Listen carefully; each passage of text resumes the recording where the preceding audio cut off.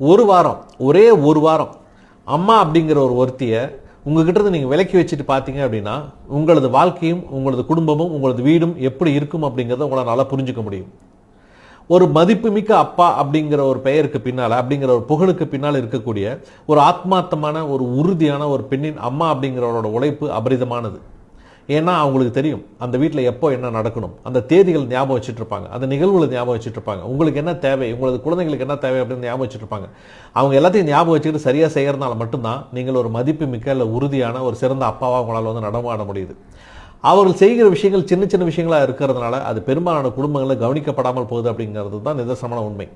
ஒரு குடும்பத்தில் இருக்கக்கூடிய அந்த குடும்பத்திற்கு பின்னால் உழைக்கக்கூடிய அம்மாவின் அர்ப்பணிப்பை எந்த ஒரு குடும்பம் வந்து மதிப்பிடுகிறதோ, எந்த ஒரு குடும்பம் வந்து பாராட்டுகிறதோ, எந்த ஒரு குடும்பம் வந்து அதுக்கான மரியாதை சரியாக கொடுக்கிறதோ அந்த குடும்பம் இந்த சமுதாயத்தில் மிகப்பெரிய ஒரு உயர்ந்த நிலையை அடையும் அப்படிங்கிறது நிதர்சனமான உண்மை. அப்படி ஒரு குடும்பமாக நீங்கள் வாழ எனது மனப்பான வாழ்த்துக்கள். மீண்டும் அடுத்த வேளையில் சந்திக்கிறேன்.